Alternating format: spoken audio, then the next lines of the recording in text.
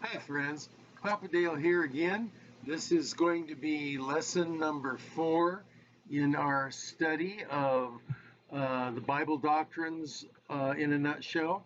Lesson number 4 out of 100 or so is the inspiration of Scripture.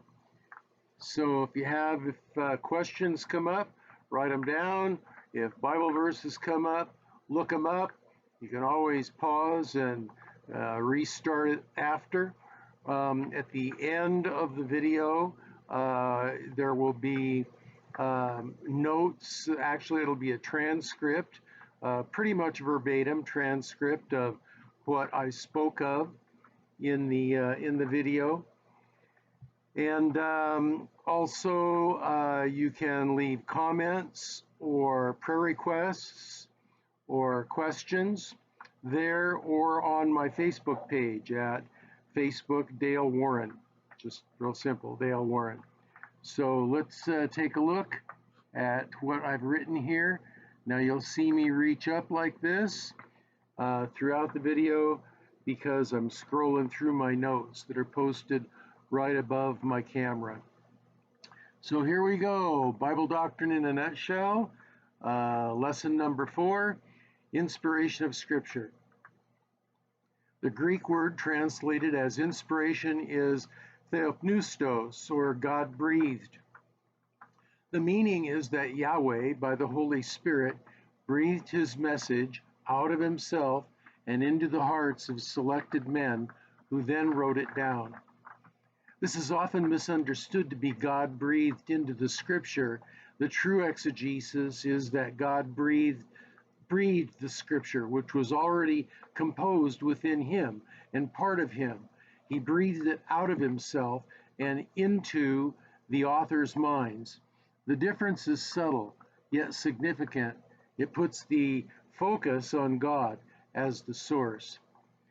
The result of that was to move the human authors of the Bible so that as they composed and recorded his message to humankind in their original writings, they did so exactly as he wanted it.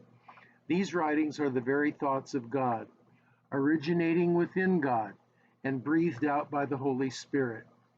If the Bible is simply the work of human imagination, then there's no compelling reason to follow its doctrines and moral principles.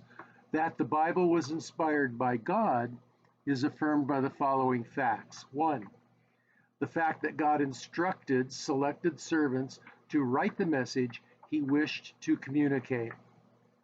To Moses he said, "Hew thee 2 tables of stone like unto the first, and I will write upon these tables the words that were in the first tables, which thou breakest." Exodus 34:1. To the prophet Habakkuk, quote, "And the Lord answered me and said, Write the vision and make it plain upon tables, that he may run that readeth it." End quote. Habakkuk 2:2. To the apostle John, quote, "And he that sat upon the throne said, Behold, I make all things new.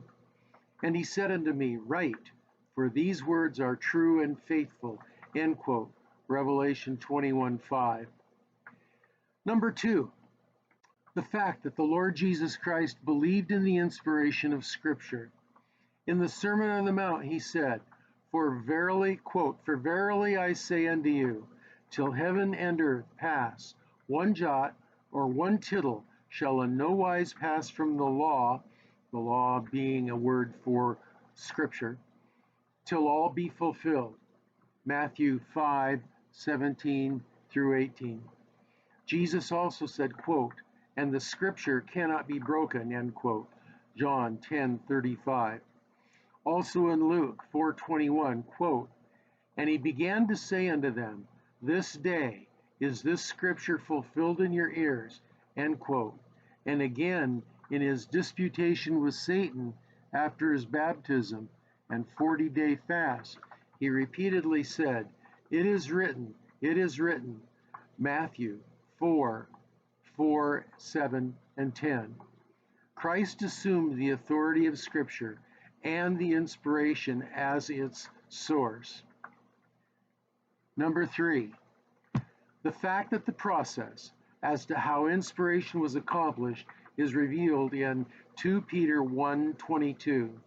Quote, "For the prophecy came not in old time by the will of man, but holy men of God spake as they were moved by the Holy Ghost." End quote. And again in 2 Timothy 3:16, quote, "All scripture is given by inspiration of God." End quote. Number 4, the fact that many other verses validate the authority of Scripture because the inspiration of God is always explicit or implicit. Luke 24:46, quote, "This is what is written," end quote. 1 Corinthians 15:3-4, quote, "According to the Scriptures," end quote. Acts 17:2-3, quote, "Reasoned from the Scriptures." Romans 3 and chapter 3 verse 4, quote, "As it is written," end quote. In theology today, there are 4 views of inspiration. There is the neo-orthodox view, the dictation view, the limited view, and the plenary view. Neo-orthodoxy teaches that God is so completely different from us that the only way we could ever know him is through direct individual revelation. It emphasizes the transcendence of God. This view denies any concept of natural theology, that God can be known through his creation. It also denies that the Bible is the Word of God. Rather, the Bible is a witness or mediator to the Word of God, Jesus. The neo-orthodox theory of inspiration is that the words in the Bible aren't God's words, but they are the fallible words written by fallible men. The Bible is only inspired in that God can sometimes use the word to speak to individuals. This is no inspiration at all. If the Bible is the fallible product of fallible men, then it really has no value at all, at least no more than other books. God could just as well speak to us through secular writings like the works of Shakespeare or Whitman or the Encyclopedia as he could through the Bible. This view is liberal theology's most common effort to undermine the authority of Scripture. The next one is the dictation theory of inspiration. The dictation theory sees God as the author of Scripture. That's good.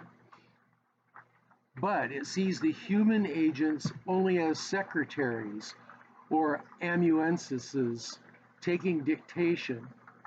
Occasionally, this was the method God used. There are portions of Scripture in which God essentially says, "Write this down," like in Jeremiah 30, verse 20.